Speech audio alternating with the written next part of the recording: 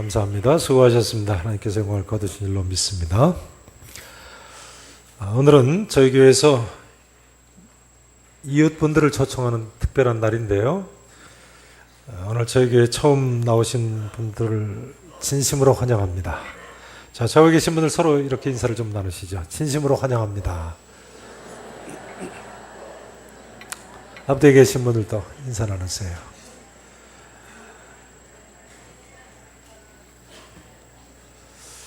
여러분, 이 세상에 갈 곳도 많고 할 일도 많습니다만 교회처럼 꼭 가야 할 곳도 없습니다. 교회처럼 꼭 가야 할 곳도 없습니다. 그렇게 생각하시죠? 교회를 그러면 왜 꼭 나와야 한다고 생각하십니까? 교회를 나와야 하는 많은 이유가 있습니다만 첫 번째 이유는요, 모든 사람이 예수님에 대해 알아야 하기 때문에 그렇습니다. 모든 사람이 누구에 대해서 알아야 한다고요? 예수님이요. 그러면 예수님은 어떤 분이십니까? 자, 오늘 본문 29절 30절 말씀을 보시겠습니다. 29절 30절 말씀 한 목소리로 같이 읽으십니다. 무리가 모였을 때 예수께서 말씀하시되 이 세대는 악한 세대라 표적을 구하되 요나의 표적밖에는 보일 표적이 없나니 요나가 니느웨 사람들에게 표적이 됨과 같이 인자도 이 세대에 그러하리라. 아멘. 예수님께서 요나가 니느웨 사람들에게 표적이 됨과 같이 인자도 이 세대에 그러하리라 하셨는데요. 여기 인자는 사람의 아들이라고 해서 예수님이 스스로를 가리킬 때 쓰신 표현입니다. 자기 자신을 가리킬 때 쓰신 표현이에요. 예수님 말씀은 이런 내용이죠. 이 세대가 악해서 표적을 구하는데 내가 곧 하나님께서 보내신 표적이다.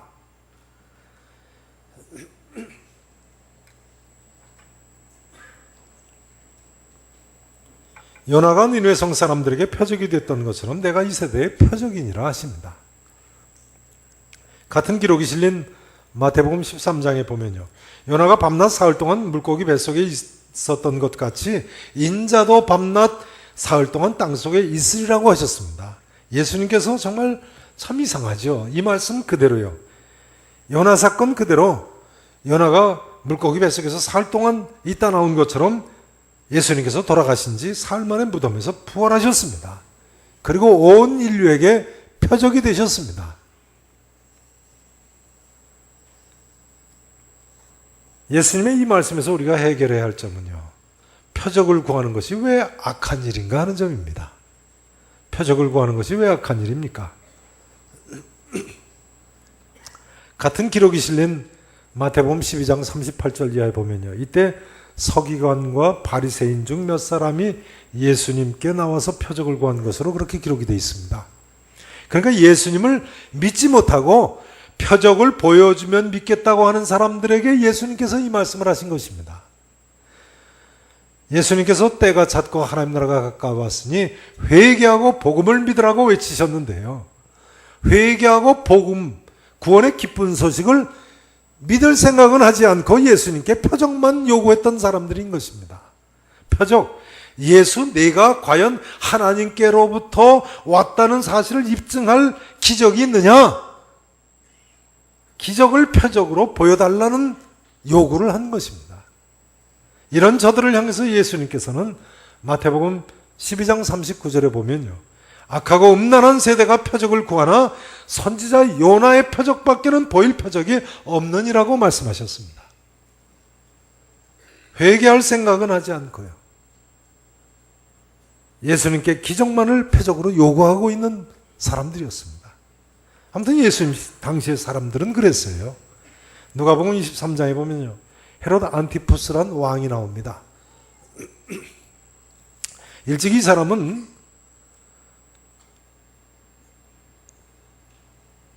본부인을 놔두고 바람을 폈는데 바람을 핀 상대가 누구냐면요, 동생의 아내였어요. 그러니까 제수씨죠. 제수씨를 자기 아내로 취해가지고 세례 요한이 회개하라고 책망을 했습니다. 그랬더니 이 헤롯 안티푸스 왕은 회개하기는 고사하고 오히려 세례 요한을 목을 베서 참수형에 처해버리고 말았어요. 이 헤로드 안티푸스 왕은요, 후에 누가복음 23장 8절에 보면 예수님을 재판을 하는데요. 예수님을 재판을 하게 되면서도 무엇인가 이적 행하심을 볼까 바라는 거로 예수님을 보고 매우 기뻐했다고 나와 있습니다. 혹시 그 사람이 기적을 많이 행한다고 하는데 기적을 행하는지 좀 보자 하고 아주 기뻐했다는 거예요. 예수님께서 기적을 행하지 않으시니까 십자가에 못 박혀 내줘 버렸습니다. 그러니 헤로드 안티푸스 왕은 회개하지 않고 기적만 구하고 표적만 구하는 예수님 당시에 정말 악하고 음란한 세대를 대표하는 모습을 보여주고 있습니다. 성경에 의하면요, 예수님을 십자가에 못 박던 사람들도 사실은 악한 의도로 예수님께 표적을 구했었죠. 한 사람이 신포도주를 해융에 꿰어가지고 십자가에 못 박힌 채 고통받으신 예수님께 주니까 뭐라고 옆에 사람이 이야기했습니까? 가만둬라. 엘리야가 와서 저를 구하는가 보자. 사실 표적을 보자 하는 것은 이처럼 모든 사람이 가진 공통된 죄성의 모습입니다. 요한복음 4장 48절에 보면요, 예수님께서 갈릴리 가나에서 두 번째 표적을 행하실 때 이렇게 말씀하십니다. 너희는 표적과 기사를 보지 못하면, 뭐와 뭘 보지 못하면요, 표적과 기사를 보지 못하면 도무지 믿지 아니하리라 개탄을 하시면서 왕의 신하의 아들을 고쳐주셨다고 나와 있습니다. 그러면요, 여러분 오늘 우리의 영적 상태는 어떻다고 생각하십니까? 예수님 당시의 사람들만 이처럼 표적을 구하는 악하고 음란한 사람들인가요?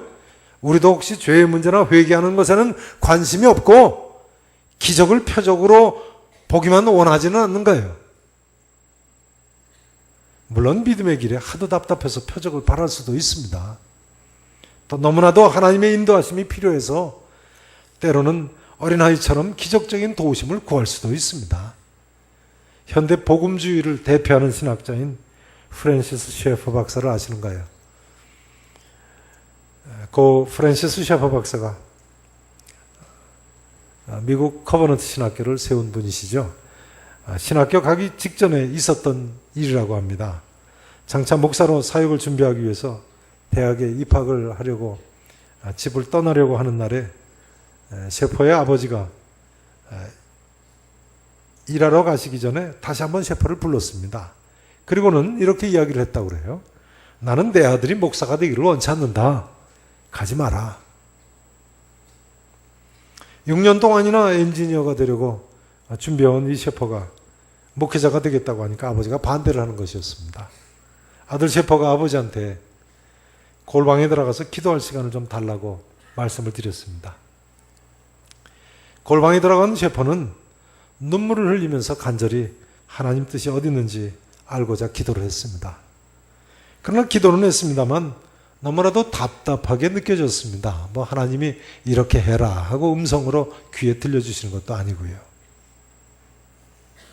셰퍼가 기도하는 중에 동전을 하나 꺼냈습니다.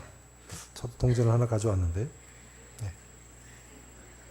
이렇게 동전을 하나 꺼내가지고는요, 뭐라고 기도를 했냐면요, 하나님, 동전의 이 앞면 사람의 얼굴이 그려진 쪽이 나오면 아버지의 반대에도 불구하고 가라고 하시는 하나님 뜻으로 알겠습니다 하고는 동전을 이렇게 던졌어요.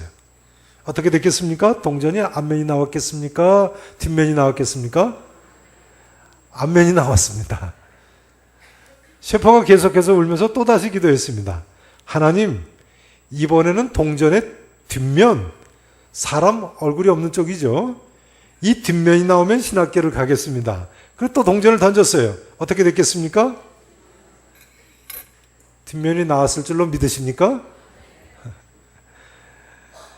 이번엔 뒷면이 나왔어요. 마치 양털로 하나님께 표적을 구하던 사사 기도원과 같습니다. 기도원도 하나님을 2번씩이나 시험하지 않습니까? 그런데 셰퍼는 여기에 그치지 않고요, 더 크게 울면서 또 기도했어요. 하나님, 한 번만 더. 제 아버지께서 실수하시지 않도록 이번엔 다시 앞면 얼굴 쪽이 나오게 해주세요. 그리고 또 던졌어요. 어떻게 됐을까요? 앞면이 나왔을까요? 뒷면이 나왔을까요? 그렇게 믿으십니까? 이번에도 또 기도한 대로 얼굴이는 앞쪽에 나왔어요. 참 우리 하나님은 길이 참으시는 분이세요. 제 생각에요. 셰퍼가 4번, 5번 계속 던졌으면 야 가지마 그랬어요. 우리 하나님은 길이 참으시는 좋은 분이시죠. 프란시스 셰퍼는 이렇게 해서 확신을 가지고 아버지한테 말씀을 드리고는 목회자의 길을 갔다고 합니다. 물론 우리가 어떤 환경을 가지고 하나님 뜻을 판단하는데 신중해야 됩니다. 앞으로 아무 때나 동전 던지시면 안 됩니다. 네. 뭐 기도원도 그랬고 셰퍼인지 소파인지 하는 사람도 그랬다고 또 동전 아무 때나 가지고 사용하시면 안 됩니다. 프란시스 셰퍼는 그 이후에 복음주의 진영에서 기여를 하신 모습을 보면 분명히 하나님께서 목사 만드신 것이 확실합니다. 이런 이야기가 되겠습니다. 이적이라는 것이 필요할 때도 있고요. 또 기독교는 분명히 이적이 있습니다. 그러나 회개할 마음이 없이 인간의 죄성을 가지고 어디 한번 보자 하는 식으로 이적만 기적만 구한다면 그것은 곧 하나님의 심판을 피할 수가 없는 것입니다. 예수님 당시에 유대인들은 유별나게 표적을 구했었습니다. 그래서 사도 바울은 고린도전서 1장 22절에서요. 유대인은 표적을 구하고, 유대인은 뭘 구한다고요? 표적을 구하고요. 헬라인은 지혜를 찾는다고 했습니다. 헬라인은 뭘 찾는다고요? 지혜. 그래서 철학이 필로소피. 소피아가 지혜 아닙니까? 지혜를 사랑하는 헬라의 철학이 나오지 않았습니까? 예수님을 믿지는 않고 회개하지도 않고 이처럼 표적만 구하던 신약시대 유대인들 결과적으로 어떻게 됐습니까? AD 70년 예루살렘 멸망 때 예수님께서 경고하신 대로요. 니느웨 성에 비할 수 없는 혹심한 하나님의 심판을 자초하고 말았습니다. 이제 32절 말씀을 보시죠. 32절 말씀. 자, 함께 읽으십니다. 심판 때 니느웨 사람들이 일어나 이 세대 사람을 정죄하리니 이는 그들이 요나의 전도를 듣고 회개하였음이거니와 요나보다 더 큰 이가 여기 있느니라. 심판 때 다시 한번 보세요. 니느웨 사람들이 일어나 아수르의 수도 니느웨 성 사람들이 요나의 회개하라는 말 하루 외치니까 다 회개했지 않습니까? 요나서에 나오죠. 이처럼 회개한 니느웨 사람들이 일어나서 이 세대 사람을 뭐 하겠다고요? 뭐 하겠다고요? 정죄하리니. 회개 안에서 심판받는다는 거예요. 그 다음 보세요. 이는 그들이 요나의 전도를 듣고 회개하였음이거니와 니느웨 사람들은 회개했지 않습니까? 그 다음 따라서 하시죠. 요나보다 더 큰 이가 여기 있느니라. 요나보다 더 큰 이가 여기 있느니라. 무슨 말씀입니까? 그러니까 너희도 나를 인하여 니느웨 사람들이 회개했던 것처럼 회개하라는 말씀인 것입니다. 근데 예수님 당시의 사람들은 요나보다도 비교할 수 없이 더 큰 분 예수님을 보고도 끝내 회개를 하지 않았습니다. 그러면요, 예수님 당시의 사람들 뿐입니까? 이 시대를 살고 있는 사람들은 부활하신 예수님을 믿음으로 받아들이고 회개하는가요? 이 아침 우리 계산의 모든 성도님들은요, 진정한 회개와 함께 인간의 죄성을 넘어 부활하신 예수님을 믿음으로 구원의 길로 나아가실 수 있기를 진심으로 축원합니다. 교회에 나와야 하는 두 번째 이유는요, 31절에 나와 있습니다. 자, 31절 말씀 또 같이 읽으십니다. 31절 함께 읽으십니다. 심판 때 남방 여왕이 일어나 이 세대 사람을 정죄하리니 이는 그가 솔로몬의 지혜로운 말을 들으려고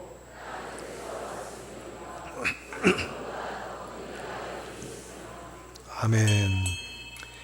다시 한번 보시죠. 심판 때 누가 일어났어요? 남방 여왕이 일어나. 여기 남방 여왕은 남쪽에서 온 여왕, 솔로몬 왕 때 왔던 스바의 여왕이죠.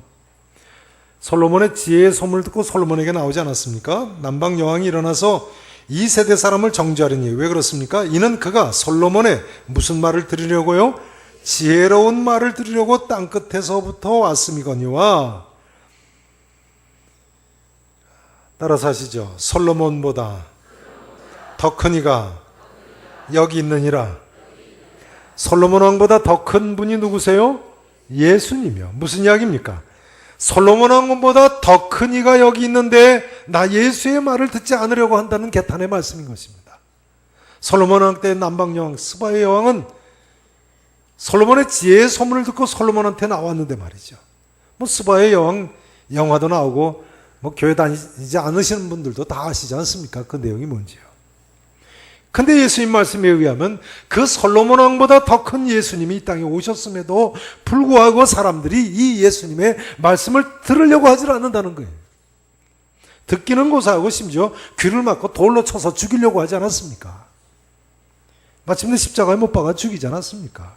인간이 참 죄인이죠. 혹시 나 같으면 예수님을 십자가에 못 박아 죽이지 않았을 것이라고 생각하시는 분이 계신지 모르겠습니다. 내가 그때 당시에 있었다면 나는 예수님을 십자가에 못 박아 죽이지 않았을 것이다. 그렇습니까? 그렇지 않습니다. 당시 사람들은요, 예수님을 미친 사람, 귀신 들린 사람으로 생각을 했는데요, 성 밖에서 죽이는데 동의할 수밖에 없었을 것입니다. 사람에 대해서 하나님의 아들이라고 주장을 한 사람이니까요. 그러나 여러분, 예수님은 분명히 하나님의 아들이십니다. 모든 사람은 이 하나님의 아들 예수 그리스도의 말씀을 들어야 합니다. 이 세상에 예수님 말씀 같은 진리가 없고 예수님 말씀 같은 지혜로운 말씀이 없습니다. 왜 그렇습니까? 왜 이 세상에 예수님 말씀 같은 지혜로운 말씀이 없다고 할 수 있는 것인가요? 그 이유는요, 예수님의 말씀을 들어야지만 구원에 이르는 지혜가 있기 때문에 그렇습니다. 예수님 말씀 같은 지혜로운 말씀이 없습니다. 이 세상에 어떤 철학자나 사상가, 어떤 현인의 소리를 듣고 인간이 구원에 이를 수 있습니까? 천만에요. 절대 인간의 말을 듣고는 구원을 얻을 수가 없습니다. 그러므로 예수님께서는요, 오늘 본문 28절에 보시면 하나님의 말씀을 듣고 지키는 자가 복이 있느니라 하셨습니다. 죄송합니다. 한번 따라서 하실까요? 하나님의 말씀을 듣고 지키는 자가 복이 있느니라. 사랑하시는 성도 여러분, 이 말씀 부지런히 읽으시고 이 말씀대로 지켜 사시기를 축원합니다. 우리가 어떻게든 이 하나님 말씀을 듣고 지켜야 합니다. 예수님 당시의 사람들은 두 가지 특징이 있었습니다. 첫째는 회개하지 않고 표적만 구했습니다. 회개하지 않고요. 두 번째는 하나님 말씀에 관심이 없었고 표적만 구했다는 겁니다. 그런데 사실은 이것이 이 시대의 우리의 모습이고 사실은 우리 인간의 죄악된 모습 아닌가요? 오늘날 우리 민족은 어떻습니까? 하나님께서 축복하셔서 1천만이나 되는 사람들이 예수를 믿게 됐습니다만, 그러나 얼마나 많은 사람들이 기독교를 그저 한번 거쳐가는 종교로 떠나가고 있습니까? 또 한 통계에 의하면 우리나라에서 종교 개종을 한 사람이 16.2%나 된다는 거예요. 어떤 한 종교를 믿다가 다른 종교를 개종한 사람이 16.2%인데요. 근데 그 중에 개종 전에 믿었던 종교가 개신교인 사람이 무려 66.7% 가장 많은 것으로 나와 있습니다. 무슨 이야기입니까? 교회 다니다가 다른 종교로 간 개신교도가요, 개종한 우리나라 사람의 100명이라면 66명, 67명이나 된다는 이야기. 있을 수 없는 사실입니다. 통탄할 일이죠. 물론 교회나 기존 교인들의 잘못도 있겠습니다만 사람들이 진정한 회개가 없이 표적만 구했기 때문에 그런 것입니다. 또 말씀에는, 하나님 말씀에는 관심이 없고 표적만 구했기 때문에 그런 것 아니겠습니까? 교회 혹시 뭐 기적이 있는가 하고 와봤다가 떠난 사람들이 그렇게 많은 거예요. 전에 아르헨티나 선교사 김영화 선교사님이 저를 만나서 하시는 말씀이요, 남미에서는 기적이 그렇게 많이 일어난다는 거예요. 교회 안에 기적이 그렇게 많이 일어난다는 거예요. 김성교사님 말씀이요. 아무리 신유해도 우리나라에서는 이빨 썩은 사람은 치과는 간다는 거예요. 그렇지 않습니까? 뭐 열 떨어지고 병 낫기 위해서 안수하고 안수받는 사람이 있어도, 기도하는 사람이 있어도 충치까지 없어지게 해달라고 안수 기도받는 사람은 없지 않습니까? 저도 내일 치과에 가야 되는데요. 근데 남미에서는 충치도 고쳐달라고 안수받으러 나오고, 또 어떤 경우는 충치 구멍 뚫린 것까지 없어졌다고 간증하는 사람이 있다는 거예요. 글쎄 전 못 봤으니까 뭐 모르겠습니다만 그렇다는 거예요. 그 말을 듣고 있던 효성교회 최명근 목사님이 그러세요. 그럼 남미에서는 대머리도 고쳐주느냐고. 고쳐주면 나도 좀 가야 되겠다고. 그 최 목사님이 앞이 좀 훤하시거든요. 근데 김영하 선교사님도 머리가 좀 벗어지셨어요. 김영하 선교사님이 웃으면서 하는 말이, 남미에서도 대머리 안수해줘서 고쳤다는 소리는 못 들었다고 그러고. 용서하십시오. 이 말씀을 인용하려고 이 우스갯소리를 꺼냈습니다. 그 김영하 선교사님 말씀이요. 그러나 역시 기적만 가지고는 예수 믿고 거듭나는 역사가 없더라는 거예요. 기적만 가지고는 거듭나는 역사가 없더랍니다.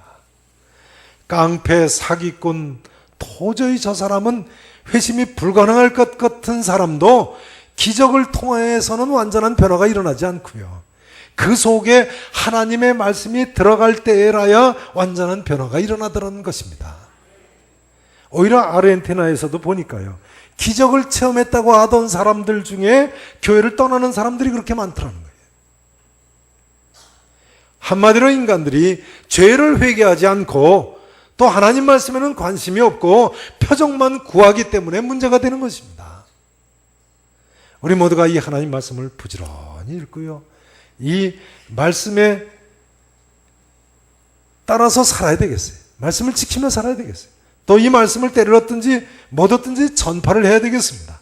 이 아침에 우리 모두 하나님 말씀을 믿음으로 회개하고 구원받는 우리 세대가 될 수 있기를 위해서, 우리나라와 우리 민족이 될 수 있기를 위해서 진심으로 기도하고 응답받고 돌아가실 수 있기를 진심으로 축원합니다.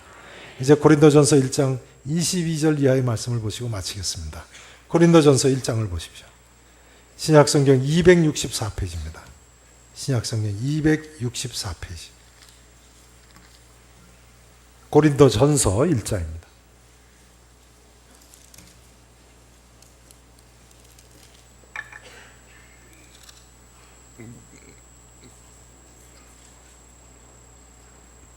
(1장) 22절부터 24절까지 보십니다.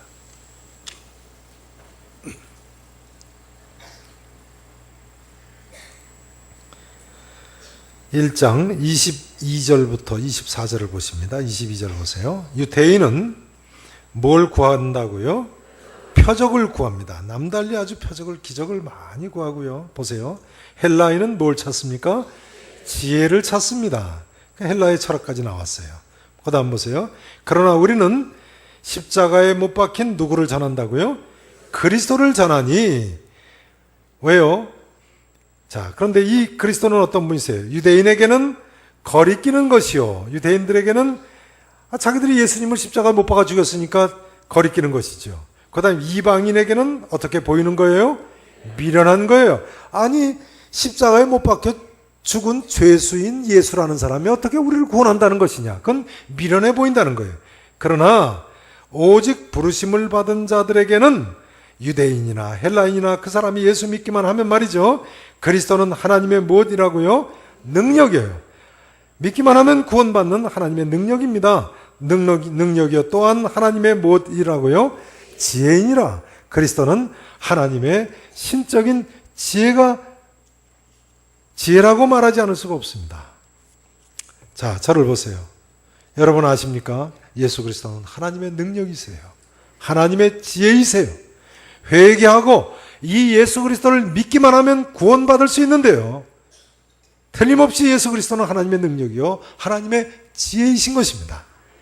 예수님 오늘 예언하셨듯이요, 선자의 요나의 표적과 같이 밤낮 사흘을 땅속에 계시다가 부활하신 인류의 구세주, 분명히 그리스도이십니다.